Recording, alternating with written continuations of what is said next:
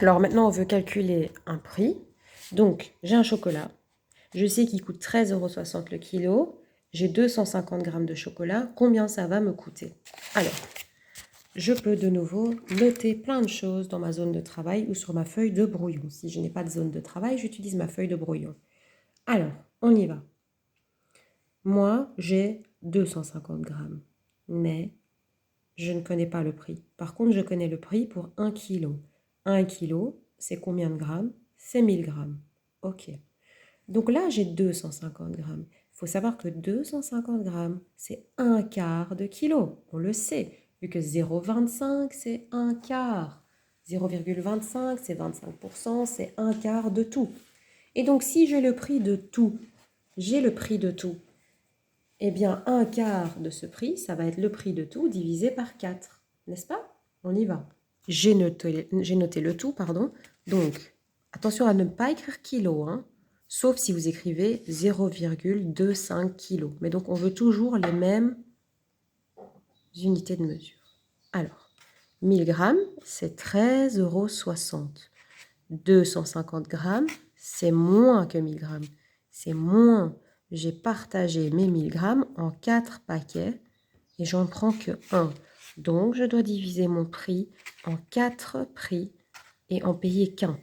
Donc, qu'est-ce que je dois faire? Exactement. De là à là, j'ai fait diviser par 4.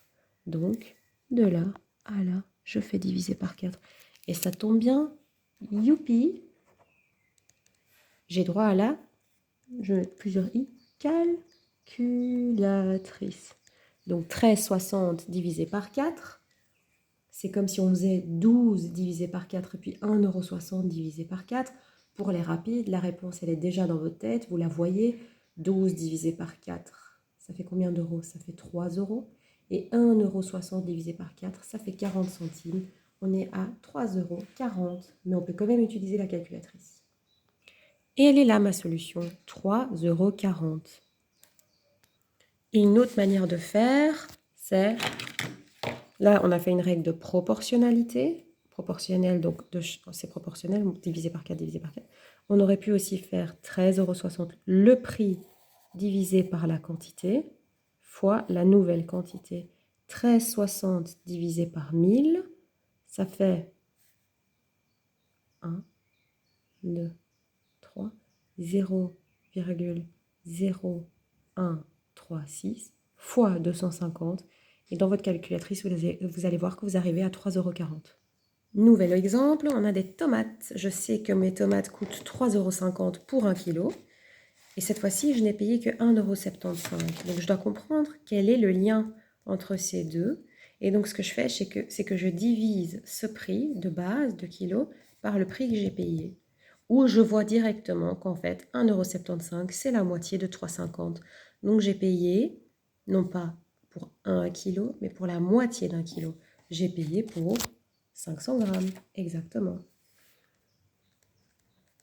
Parce que 500 grammes, c'est la moitié de 1000 grammes.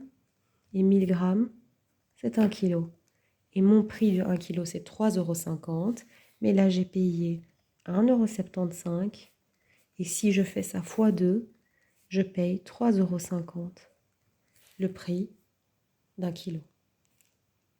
Ici, on a un autre exemple. On nous dit que on a payé 28,32 € pour 24 ampoules semblables, donc qui se ressemblent. Mais on veut savoir, bah ok, tu as payé 28,32 € pour 24 ampoules, mais tu aurais payé combien pour 2 ampoules et pour 9 ampoules? Eh bien, on va regarder ça maintenant. J'ai payé 28,32 € pour 24 ampoules.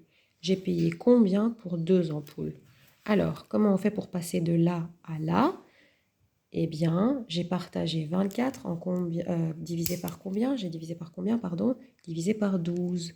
Parce que 24 divisé par 12, ça fait effectivement 2. Ok? Si je fais 12 paquets avec les 24 ampoules, j'ai à chaque fois 2 ampoules par paquet. 2, 4, 6, 8, 10, 12, 14, et on continue, 16, 18, 19, 24. Et donc, vu que j'ai fait diviser par 12, là, je vais devoir faire diviser par 12 de ce côté-ci. On utilise la calculatrice ou alors on fait un calcul rapide dans notre tête Et on voit qu'il y a écrit 28, donc je pense 24. Reste 4,32. Et donc, vous pouvez réfléchir dans votre tête comment vous avancez, ou vous faites tout simplement à la calculatrice 28,32 divisé par 12. Et donc, normalement, vous êtes arrivé à 2,36 €.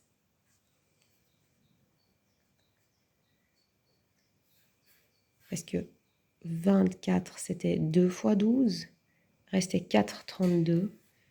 Et voilà, 2,36 €.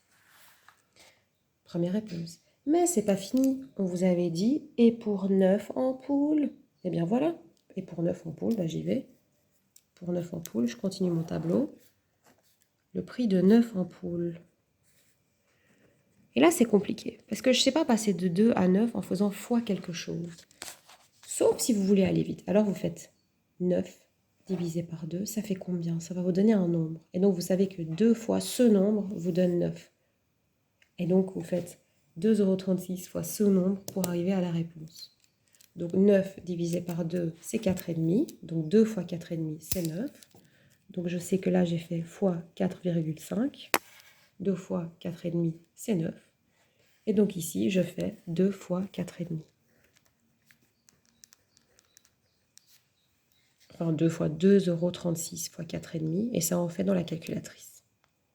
Et logiquement, vous arrivez à 10,62 €. Voilà.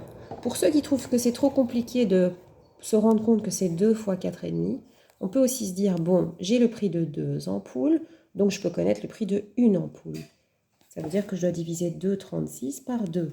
2,36 € divisé par 2 me donne le prix d'une ampoule. Et une fois que j'ai le prix d'une ampoule, je peux le multiplier par 9 pour avoir le prix de 9 ampoules. Oui. J'arrive pas à mettre pause. Et donc, je disais, je fais 9 divisé par 9, ça fait 1. Ah non, pardon. 2 ampoules divisé par 2, ça fait 1 ampoule. Donc, le prix de 2 ampoules divisé par 2 me donne le prix de 1 ampoule, 1,18 €. Et je fais 1,18 € fois 9. Et j'arrive à 10,62 €, comme tout à l'heure. Et là, on a un autre exercice.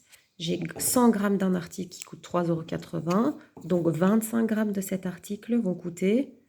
25, c'est un quart. Donc, j'ai divisé 100 par 4. Donc, je divise 3,80 par 4. J'arrive à ça.